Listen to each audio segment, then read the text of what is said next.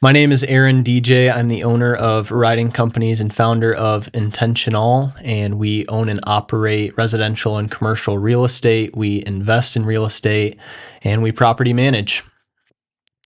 My name is Jonathan Pratt. I am the owner operator of All Things Considered Construction based out of Sparta, and I recently obtained my builder's license. So that was last week Friday, and now it's on to the next thing. Sweet. My name is Nathan Luna. I am an acquisitions manager for a wholesaling company here in Michigan, primarily investing in residential houses, and also blessed to be a co-host here with the IntentionALL podcast. Mm-hmm. I'm Alex Sigma. I am a producer, editor for the IntentionALL podcast, helping out Aaron here, the visionary of this. And and I work here at the Seventh Reformed Church, which is the studio that we get to use for the space that we get to use for this podcast. And I'm thinking about trying to start my own production company. So we'll see how that goes, because I've never done anything like that. But I know there's a couple of entrepreneurs in my family too, and people that I can ask for help and stuff like that. But just trying to figure out some things right now. So we'll see how that goes. Mm-hmm. Cool. But fun season of building that we're all in.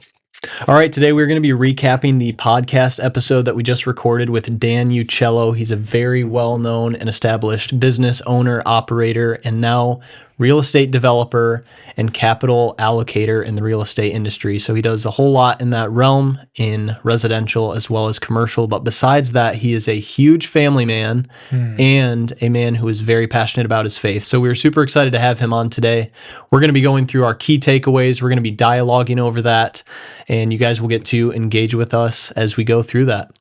So let's jump right into it, guys. Yeah, and I'm looking at his card right here. If you want to just go check him out right now, Dan Uccello, or Dan at uccellocapital.com. And then like any of the medias, you can find him, Dan Uccello. If you're looking for funding for your deals, check out his website. There's details on that there. Yeah, Dan Uccello, awesome. Has a great story, comes from Sicily, Italy, brings that heritage over here with his family. They come here to pursue, the bigger, better life, to have that American dream. And that's, a beautiful thing that a lot of people can come here and do. And I think we're all like fruitfully living in that, coming from our different walks and being able to just do as we please. Honestly, it's very, very cool to hear his story, and his folks' story, honestly, and then him to produce a generational story for his kids too. Mm-hmm. And one thing I'll add on that, a principle that I think we can extract from that, is his parents were well off in Italy. Like they were doing well. It sounds like quite successful. But they saw, in order to step into this new great opportunity, that they had to give up something good. Yep. So I just think that reality of uncomfortability and sacrifice to get to the next stage or the next level is just a great application from that. He specifically said his parents were forward thinking, and that stuck with me. The fact that because of his parents' intentionality and thinking ahead, it literally changed the trajectory of that whole generation, like that their whole family tree, which is like a key nugget that definitely stuck out to me for sure. Yeah, I think if you're thinking a lot about entrepreneurship, is something that I'm seeing in a lot of people, is that those people tend to think like really big picture, forward thinking, and which to other kinds of people can be scary because I have a few friends of mine, well, this is including myself too. It's like we're too afraid to take that next step unless we've planned every single little detail. But those people have to rely on the people that just take risks and just go out there and just do crazy stuff. And because we go out there, we build the structure for these, like I was going to say like engineers or people that think through everything to fill in the gap there. But there needs to be somebody out there who's going to take courage and just say, I don't exactly know how this is going to pan out, but we need to like try it 50 different times until we actually get the one time that makes it work. And you're learning a lot, I think, too. And because you're kind of a pioneer, like exploring, like nobody else has really explored this territory before, potentially. And you're alone too, kind of in that. He was talking about, I think that's one thing that he brought up too, is entrepreneurs, we can be kind of lonely maybe sometimes, because everyone is pressuring you to not take this risk for whatever reason. But you at the same time have to be able to, I don't know. I think he was kind of turning it into a competition. He was like, I'm going to beat, we're going to see who's going to beat this. Are you right in telling me that I was wrong to take this step? Or am I going to be the one that's like, I heard you, but I'm going to keep going and being successful? I don't know. Yeah, he said he was determined to win. Early on, he was determined to win. And towards the end there, you know, we also talked about his motives and what success was to him. And early on, when he was determined to win, it looked like making $250,000 a year. Now what it looks like is being present with his kids most of the year. And now like it's really intriguing and interesting to hear how he had to put systems and processes and other people in his place so that he's able to, let's say, just manage those people or systems so that he can actually kind of get his time back to be with his family. It's very important and weaves in a lot with how, you know, he's a faith-based man that loves his family. And you know, that's trickled down from his parents that made a massive sacrifice to move to a different country across the ocean and start a different business, something that is still business, but totally different in a different country. And they don't even speak English. Let's put it there as well. Yeah. I think that was a common thread that I noticed in his home life and business. The intentionality behind having values first and then experience second. Both important, but ultimately I could tell, and he even mentioned this, like he lives by that principle, not just in business, but in every single aspect of his life. And I could just see that, how you were saying, and how he values his family first. And then how he goes about doing his business decisions, who he hires, all the things. He specifically said value comes first, has to align, and then experience is second. Both important, but one comes before the other. Yeah, I want to jump back to what Alex was talking about in terms of the experience, the risk factor, and you guys probably remember I asked a question. I'm like, do you think someone has to be an operator before they step into a visionary role? And I think it can go either way. I think some people are built to just step in day one and be the visionary. But I also think for anybody listening out there that is like, I don't know if I should go to college. Is it going to be valuable? And if you don't have a plan for college, go and work for someone that does it. That will bring your risk factor down. And rather than paying to learn something you might not apply, you can go get paid to learn. And that's what I did for 3 years. So I just want to encourage someone that's like, oh, maybe I don't have the confidence, or I don't have the capital to risk, or I don't want to risk the capital. Like, just find people that are doing what you want to do and just find a way to add value to them and work for them.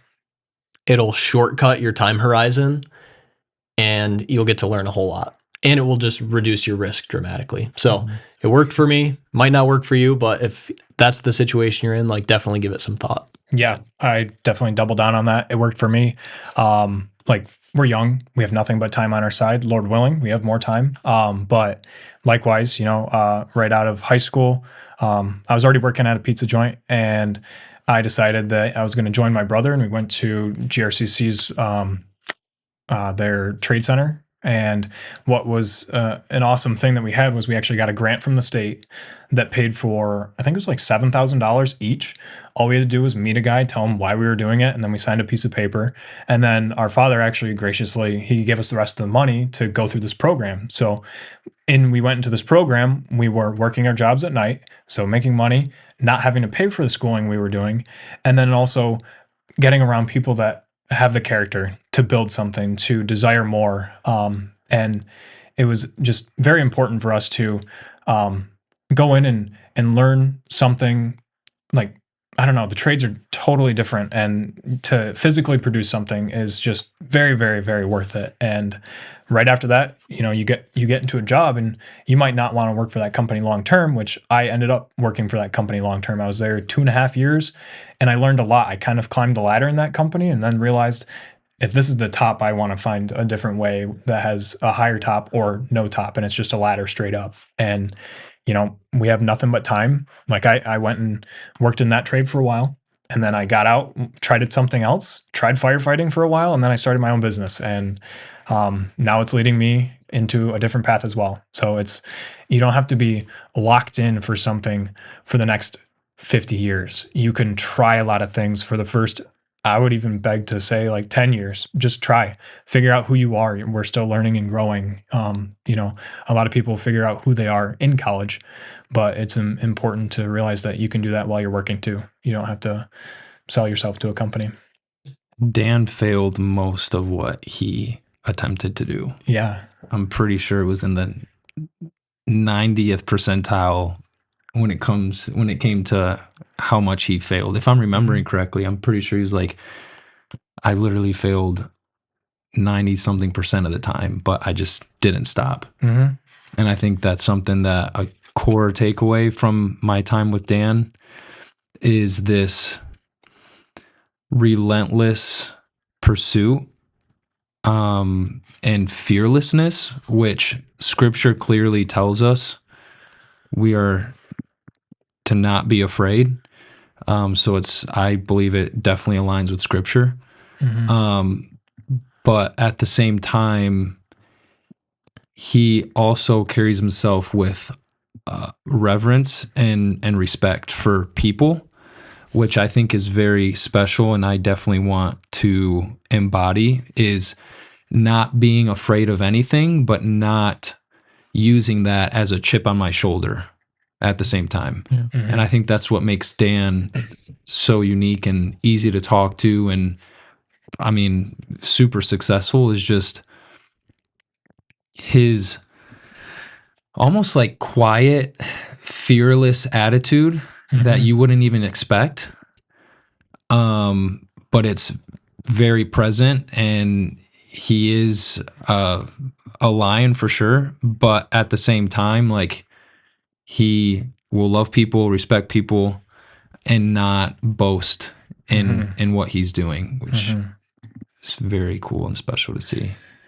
Yeah. I would, this is short. I would say he's dangerously humble. Now, with that, comes a lot of failure, comes a lot of trying. Yeah. That's sweet. Yeah, that's where I was thinking faith intersects a lot with this. Something that you said that kind of hit me was, well, I've been thinking about this for a lot, is that that whole fear thing, like with anxiety and stuff like that. Well, first of all, I mean, it says in scripture, don't be anxious about anything, but I was also thinking about,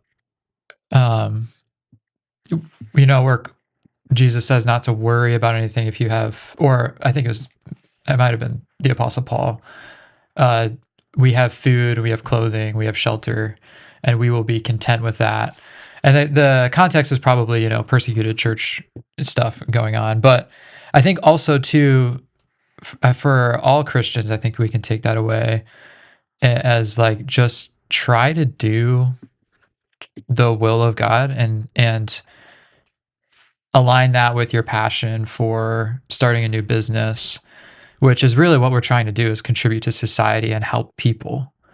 And then let God take care of the things that are outside of your control, because I'm kind of, I think I'm afraid in a lot of ways because there's a lot of things that are just outside of my control. And so I just want to be in my safe corner. But then, well, if I'm just living in a safe corner, I'm not going to talk to people. I'm not going to network, and I'm not going to like take any steps. So I think there's a sense in which you do have to step out and trust God with the things you can't control to make something happen. One thing, in just interacting with Dan, it was abundantly clear that he cares about people. And the way that he talked about his employees, the business, the community. I felt like it was just very evident because he didn't say out, and maybe he did say outright, but even just in his demeanor and the way that he speaks about his partners and the projects, you can tell he cares about people in the community by extension. So I just thought that was really cool. I would love to hear you guys' input. It really hit me when he talked about the necessity of being aligned on values and not just skill and really rightly ordering those things around, okay, I have this position. I'm going to first look at the person that's aligned with my values, and then I'm going to move into the tactical system and skills to teach them. Yeah. Did you guys have any reflections or light bulbs on that? Yeah.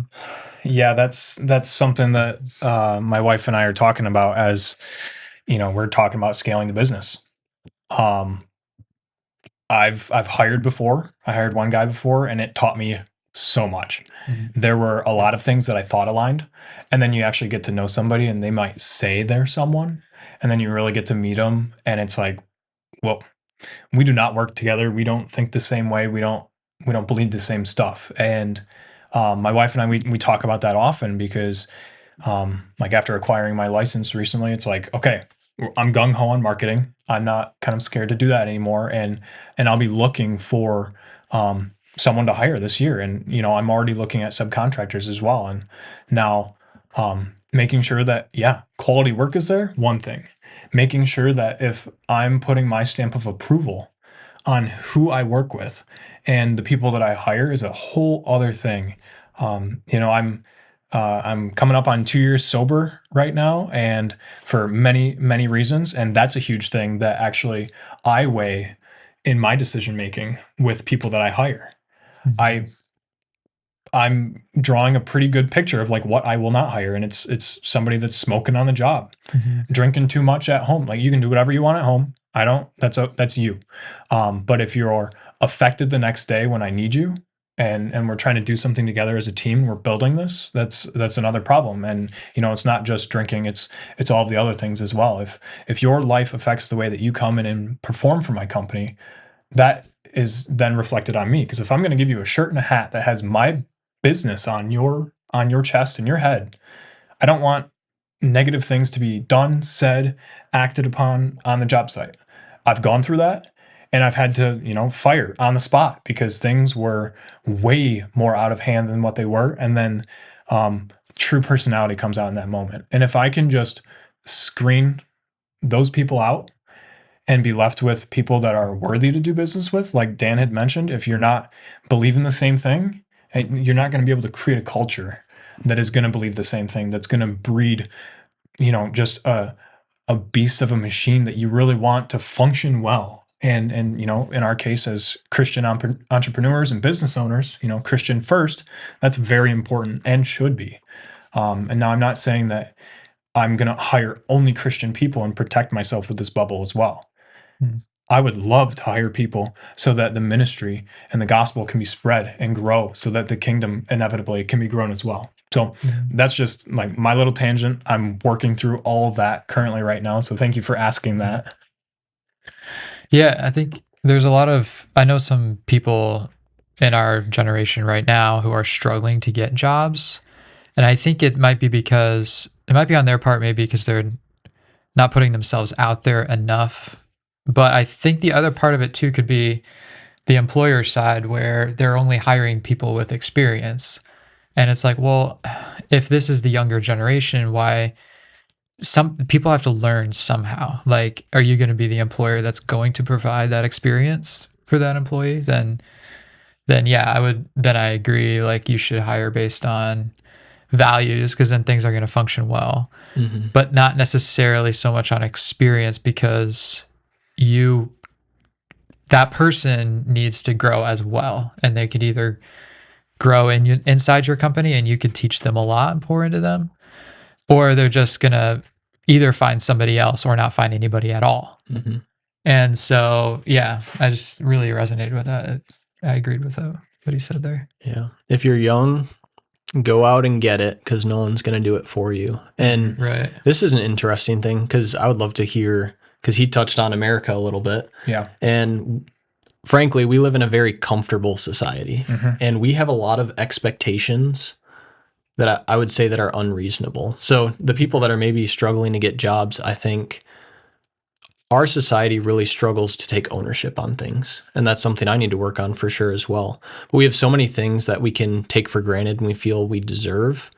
Whereas if you go to another part of the world, it's on you. Like, don't be looking for an employer to save you or whatever. And obviously different context, but within our like mastermind, we want to add value to other people. Like that's the goal. And as Christians, like we're to be a servant. Right. But if you go through life just hoping everybody else is going to take care of you, good luck. You're going to struggle. Right. Right. Yeah. Yeah, I had, before we were recording, I had a thought when talking to Dan, when he was just sharing about how living in America, we just have so many opportunities.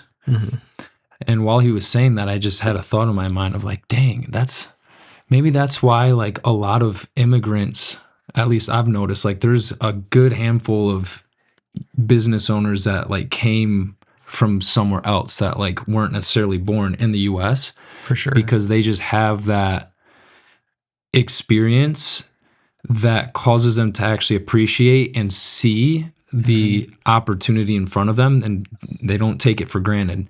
And it's funny because at that point in time, I didn't really realize that Dan was an immigrant. Like he didn't grow up in the US.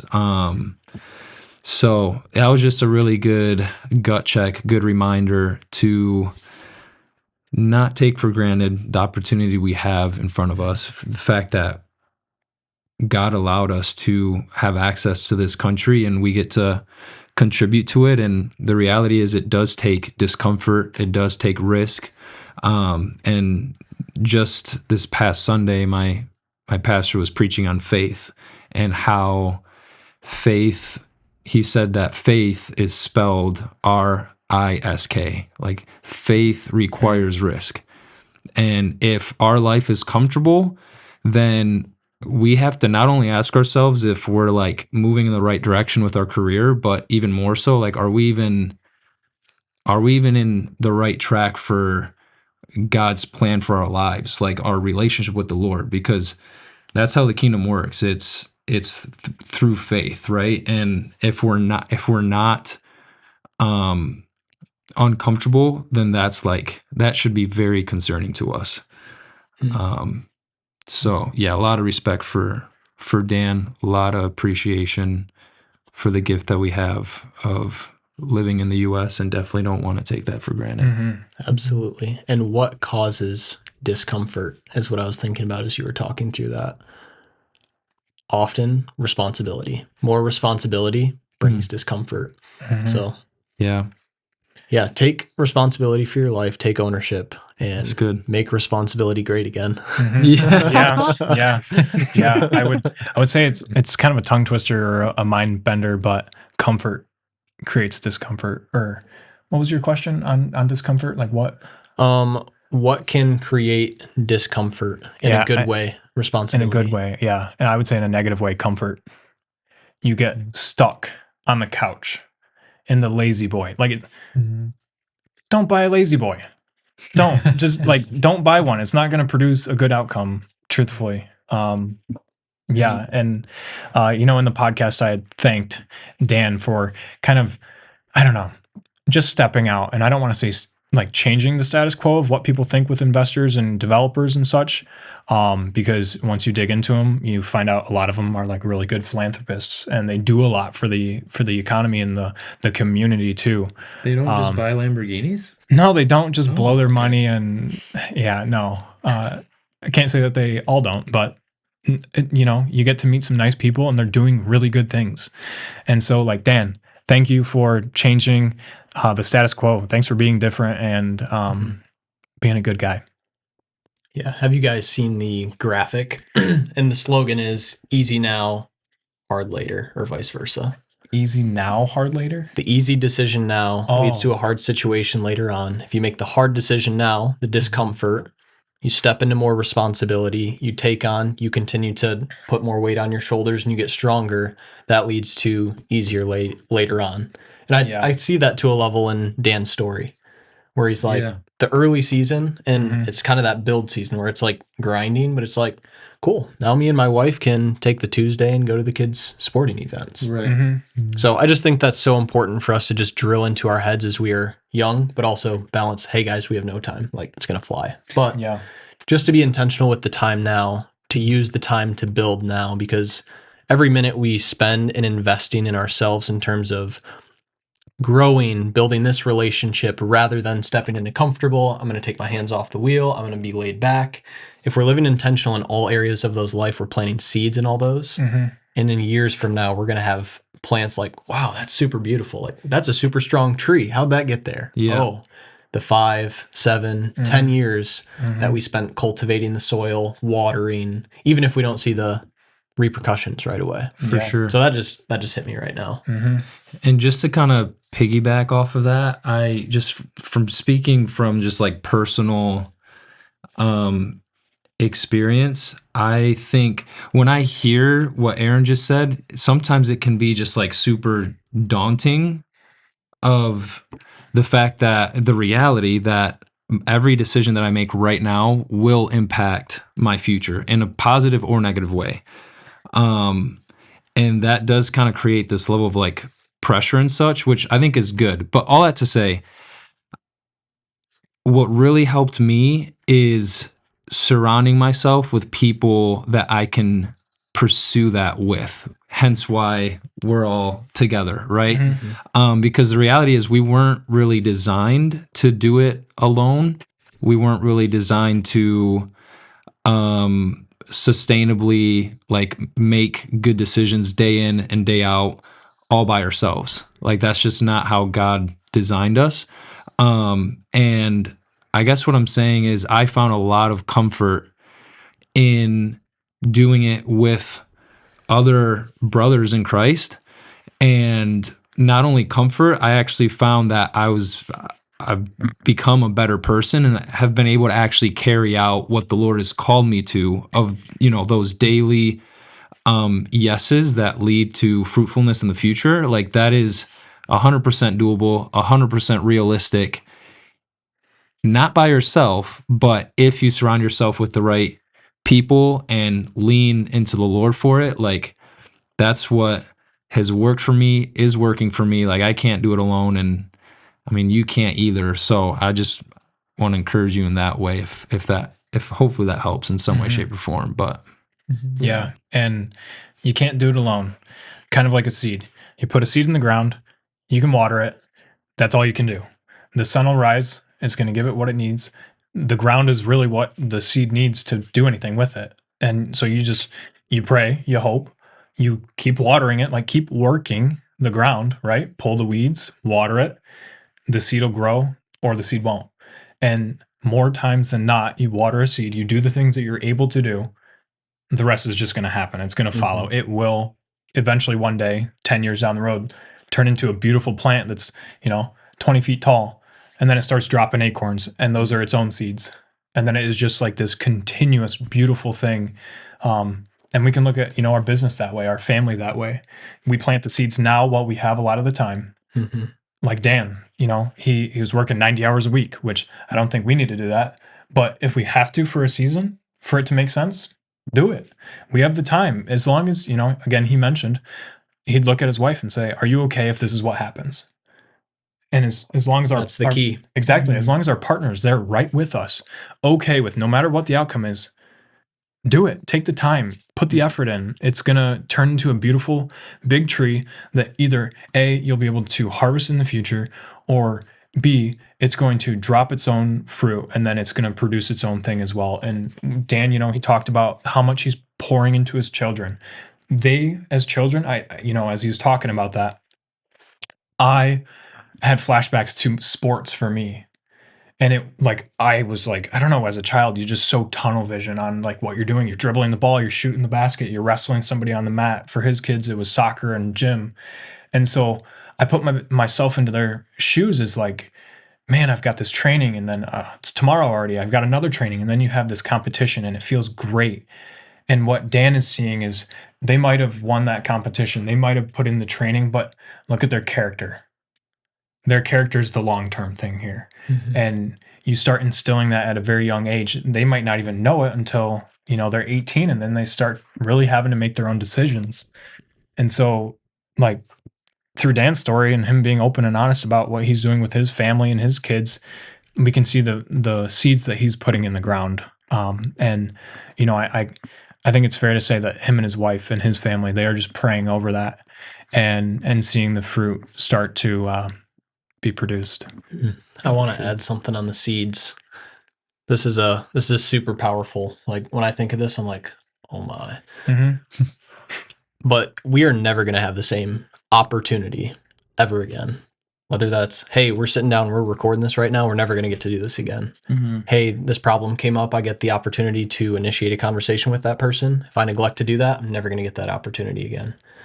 Business opportunity, being present with family, like whatever it might be, if you carry that thought into that situation, like it just makes it way more special. Mm-hmm. For sure. And just to, I guess, back to the seeds is what initially sprouted in my mind of while we are young, we should be planting as many seeds as possible because we have the time. Like there's a reality, like you get older, there's certain things that are going to change. Like you're not going to have as much energy, and now you have to allocate time in different ways where you didn't have to, which is great because it's family, investing here, investing there. But just for us to be aware of the season that we're in and just to be mindful of that, and in light of that, make the best use of the time. I'm going to step into pursuing a conversation with this person. That's how we got Dan on the podcast. Yeah. I don't know him personally, but I know he's a super cool guy and where his values are.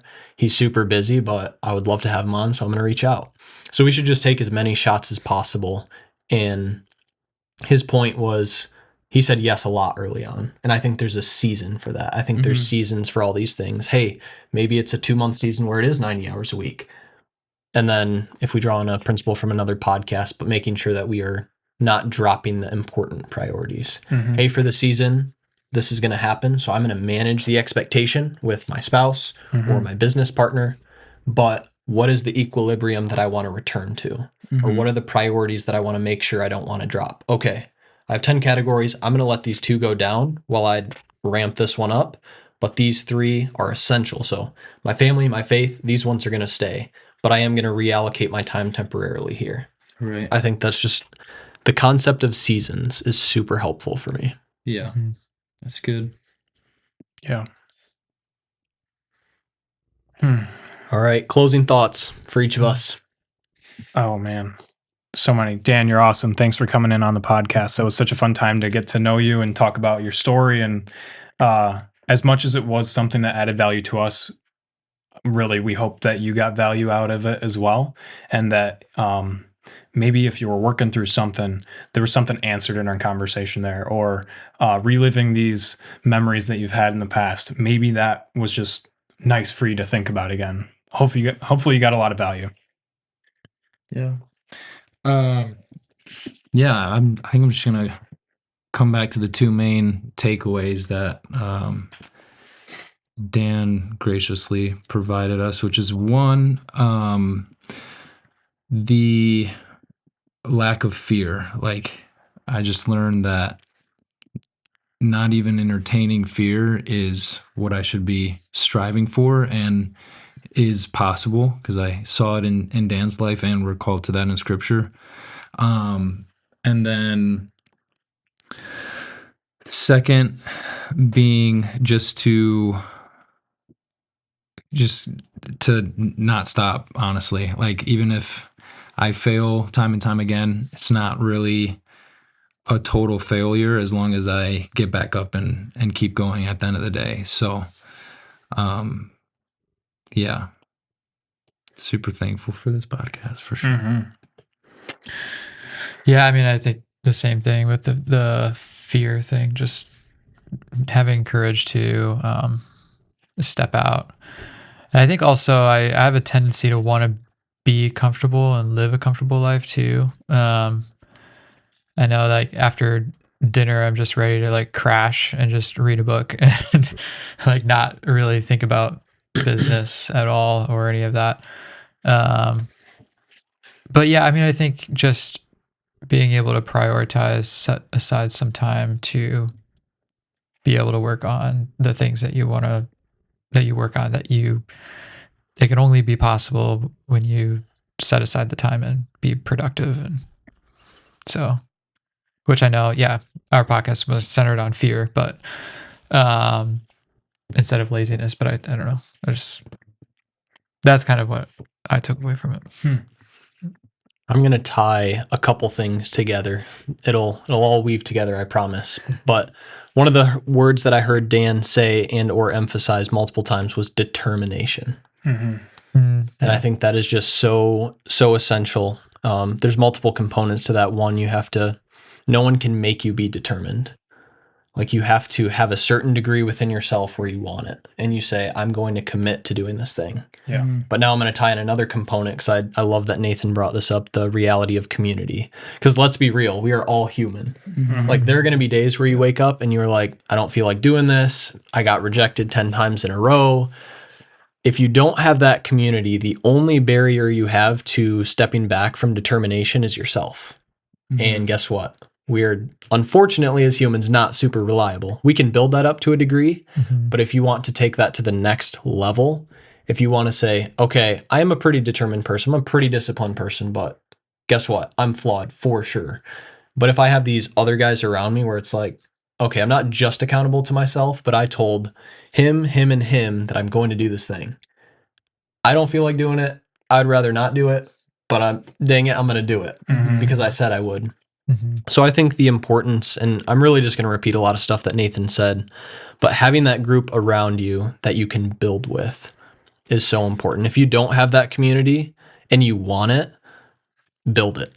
Like, build it. If someone invites you into it and that's what you're looking for, say yes. Take a chance, take a risk, and find a group of just committed people that you're willing to just step into, challenge each other, hold each other accountable. Because if you are just with a bunch of yes people and you say, I'm going to do this thing, and then you don't do it, nobody follows up, how valuable is the group really? So that's just a reminder for myself, but also all of us in the group, like, how am I calling this person up? John coined that phrase. I don't know if it's originally from him, but when you call someone into accountability, it is not because you are calling them out. It's because I have their best interest in mind. I'm calling them up to a standard that I know they want to achieve. And another important piece about accountability is, if you're holding someone accountable, it's not because you don't believe in them. It's the complete opposite. It's because you think they can achieve a higher standard and you want to hold them to that. They'll appreciate that, but it shows a level of belief in that person. If someone has stopped holding you accountable, take a long look in the mirror, because that might mean that they've given up on you. So when someone holds you accountable, be thankful to them for doing that, because they are trying to call you up to that higher standard. So I think I'll end there. Be intentional with your community, whatever that looks like. Add value in all directions. Don't just take, but also give. Make sure that's a two-way street, because that's how relationships work. Dan talked about that a little bit at the beginning, and it's so important. Thank you guys for jumping into the IntentionALL breakout session where we recap podcast episodes. Hope you guys enjoyed, and we'll see you on the next one.